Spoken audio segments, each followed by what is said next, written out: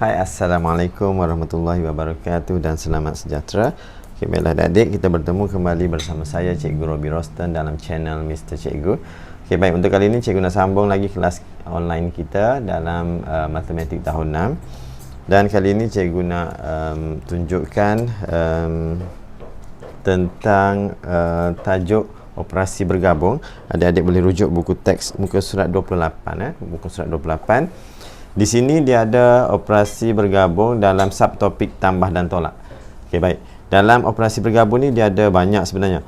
Ya, contohnya kat sini kita akan fokus kepada tambah dan tolak lah. Selain daripada tu dia ada juga tambah dengan darab, tambah dengan bahagi, tolak darab, tolak bahagi dan juga darab bahagi. So ada banyak lah. Jadi untuk menyelesaikan soalan tajuk ni, adik-adik perlu tahu yang mana perlu diselesaikan dahulu. Okay. Jadi ada beberapa formula, maka adik-adik boleh ikutlah mana-mana formula yang adik-adik rasa boleh ikut. Okay. Kalau kat sekolah mungkin ada cara lain yang cikgu-cikgu adik-adik ajar, so boleh ikut yang mana adik-adik rasa sesuai lah. Jadi untuk cara saya akan gunakan formula ni. Okay, saya akan tunjuk, adik-adik boleh tengok. Okay. Formula ni adik-adik boleh guna untuk semua subtopik ni lah, operasi bergabung, sama ada tambah tolak ke, tambah darab ke, darab bahagi ke dan sebagainya lah. Okay, jadi mula-mula adik-adik buat segitiga, kemudian pecahkan kepada 3 bahagian dan gariskan di tengah kat sini, macam tu. Okay. Kemudian ke atas sekali adik-adik letak kurungan. Okay, dekat sini adik-adik letak darab dan juga bahagi.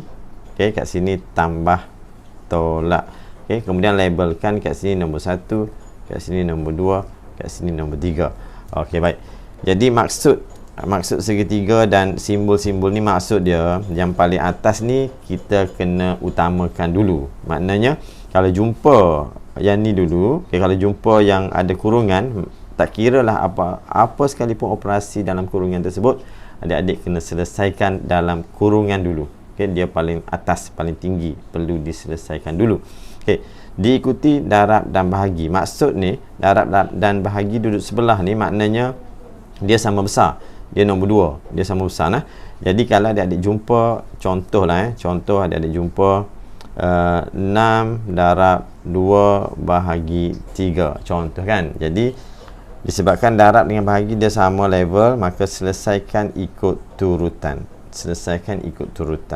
Okey, kalau bahagi kat depan pun selesaikan bahagi dulu, kemudian baru darab. Okey.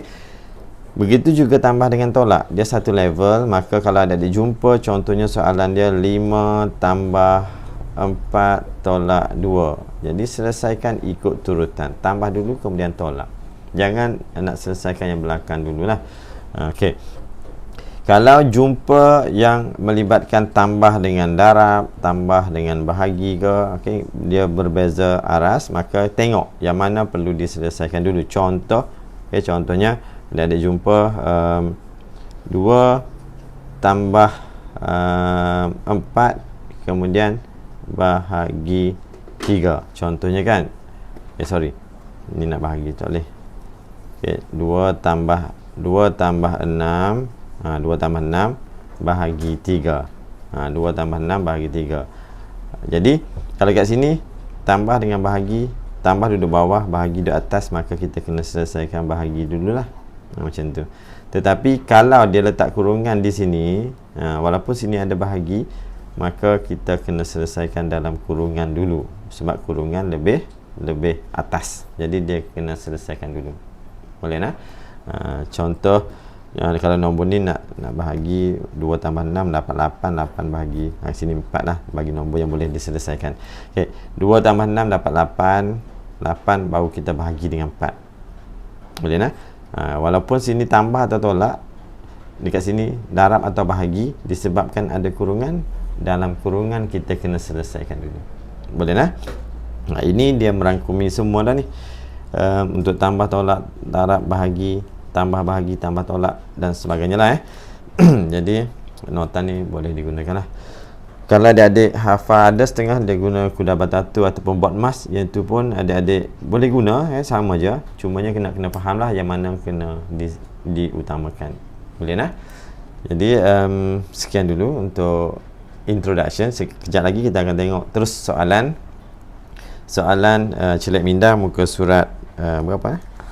Kalau tak silap 30 berapa? Ni muka surat 41. Yang ni lah kita akan buat. Okey, dan di sini cikgu akan cikgu tak akan selesaikan ikut nombor 1, nombor 2. Cikgu akan pilih. Sebagai contoh, adik-adik kat sekolah mungkin akan belajar tambah tolak dulu kan, tambah dan tolak. So selepas tu darab dan bahagi. Jadi di sini dia ada tambah dan tolak. Kalau adik-adik tengok nombor 1, dia ada tambah dan tolak A sampai D saja. Okay. Kalau masuk E ni dia dah masuk tambah darab ataupun tambah bahagi. Okay. So kita akan tengok ikut tajuk nah. Jadi untuk nombor 1 kita akan buat A sampai D. Nombor 2 A dengan B sahaja. B tak, B dah ada tambah darab. Okay. Begitu juga nombor 3 soalan A sahaja. Okey. Dan kalau kita tengok arahan dia berbeza-beza. Kat sini dia nak dalam nombor bulat, dia ni yang nombor 2 ni dia nak jawapan dalam perpuluhan juta, dan yang ni dia nak dalam pecahan juta. So kita akan tengok kejap lagi. Jadi sekian dulu untuk kali ini. Assalamualaikum warahmatullahi wabarakatuh dan selamat sejahtera.